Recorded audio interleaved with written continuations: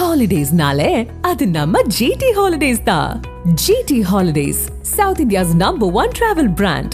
You know you are special when you're with GT Holidays. Ramanathapuram மாவட்டம் கூட்டு குடிநீர் திட்டத்தின் விரிவாக்கம் வரும் டிசம்பர் மாதம் தொடங்கி வைக்கப்படும் என்று முதலமைச்சர் ஸ்டாலின் தெரிவித்துள்ளார். ராமநாதபுரம் மாவட்டம் புல்லங்குடி பகுதியில் நடைபெற்ற அரசு விழாவில் அவர் கலந்து கொண்டு 176 கோடியே 59 லட்சம் ரூபாய் மதிப்பிலான 109 முடிவுற்ற பணிகளை திறந்து வைத்தார்.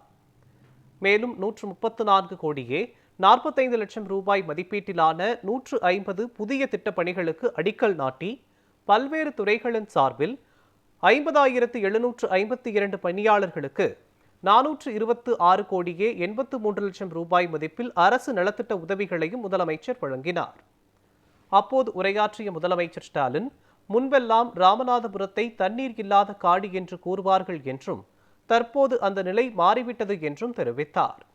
ராமநாதபுரம் மாவட்ட கூட்டு குடிநீர் திட்டத்தின் விரிவாக்கம் வரும் டிசம்பர் மாதம் தொடங்கி வைக்கப்படும் என்றும் முதலமைச்சர் ஸ்டாலின் தெரிவித்தார்.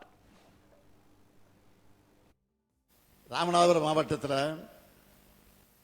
குடிநீருக்காக தவிச்ச மக்களுக்கு 616 கோடி ரூபாய் மதிப்பீட்டில் காவிரி கூட்டுநீர் திட்டம் கொண்டு வரப்பட்டது. இந்த திட்டத்தை செயல்படுத்த 3 ஆண்டுகள் தேவைப்படும் என்று அதிகாரிகள் சொன்னாங்க. குடிநீர் பிரச்சனை என்கிற காரணத்தால் எவ்வளவு விரைவாக முடிக்க முடியுமோ அவ்வளவு விரைவாக முடிக்கணும்னு நான் சொன்னேன்.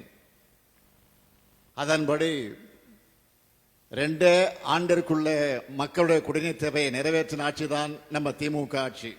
இப்போ நான் முதலமைச்சராக பொறுப்பேற்றவுடன் கூட்டு குடிநீர் திட்ட விரிவுபடுத்தக்கூடிய வகையில் உத்தரவிட்டு அந்த பணிகள் இப்பொழுது விரைவாக நடந்து கொண்டிருக்கிறது. பழைய திட்டத்தின் மூலம் 87,500 பேர் பயன்பெறுகிறார்கள். இப்போ விரிவுபடுத்துகிற காரணத்தால் 2,95,000 பேர் பயன் அடைய போறாங்க.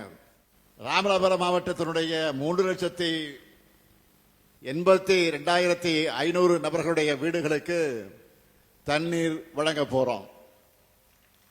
இனிமேல் யாரும் எப்பவுமே ராமநாதபுரம் மாவட்டத்தை தண்ணி இல்லாத காடுன்னு சொல்ல முடியாது.